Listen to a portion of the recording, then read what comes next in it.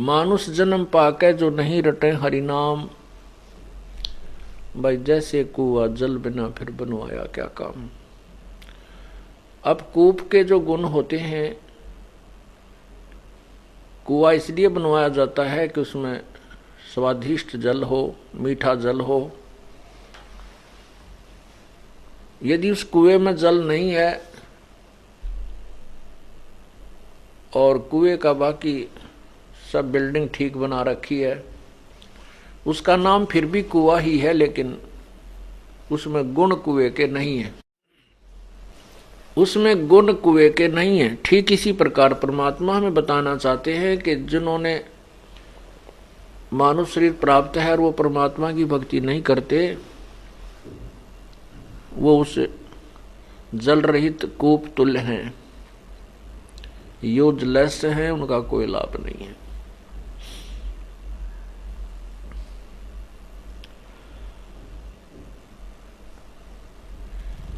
अब हम साधना भी करते हैं, कुछ पुण्यात्मा परमात्मा की प्राप्ति के लिए प्रयत्न भी कर रहे हैं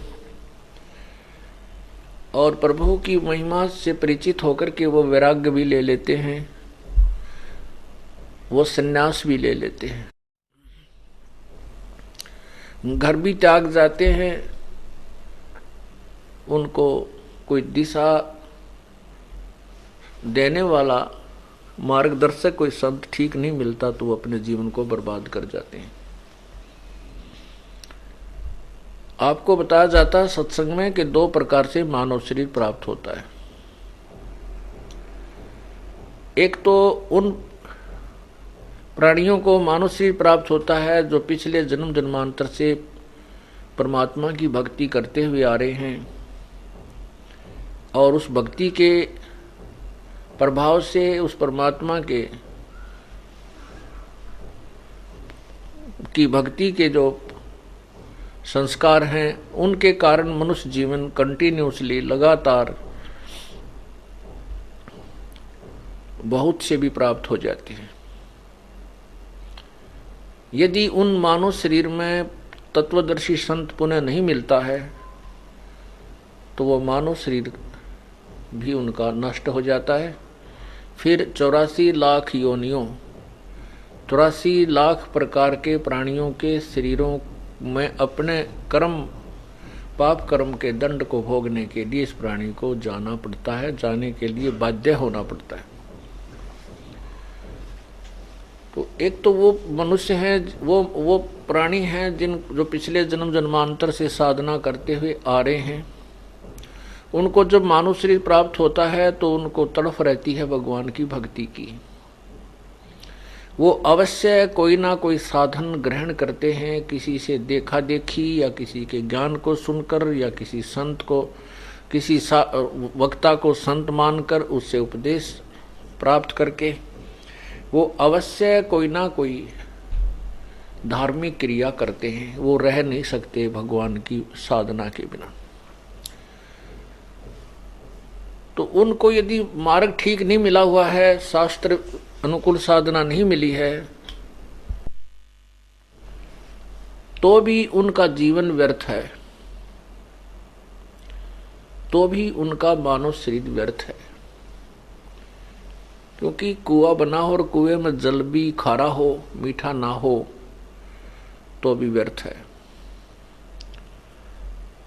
दूसरे प्रकार से जो मानव शरीर प्राप्त होता है वो प्रभु का विधान है कि उस प्राणी को 84 लाख योनियों में भ्रमण करने के उपरांत, यानी 84 लाख योनियों के प्रकार के शरीरों में, प्राणियों के शरीरों में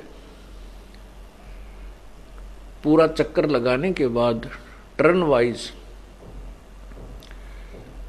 वाइज उसको एक मानव शरीर प्राप्त होता है। वो प्राणी भक्ति नहीं करते,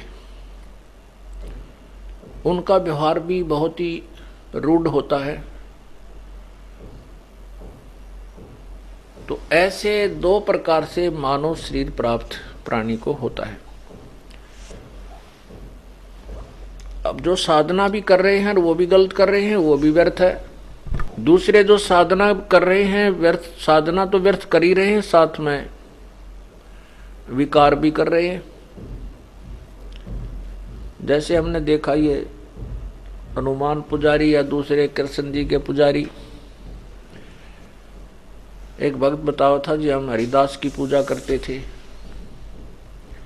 झाड़ौदा गांव में जाते थे,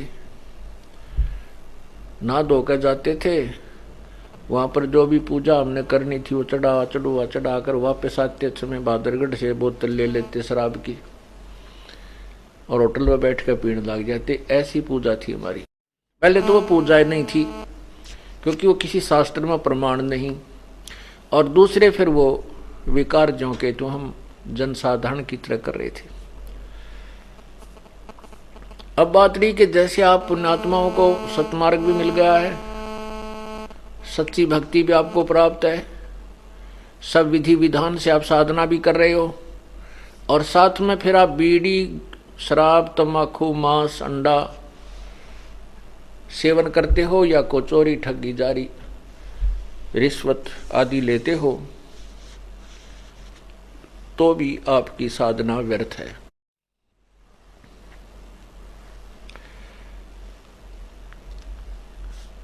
तो ऐसे कुछ भक्त आत्माएं अपने विकार को न त्याग करके और अपनी मनमुखी धारणाएं बना बैठते हैं। कहते हैं हुक्का पीने से क्या फर्क पड़ता है,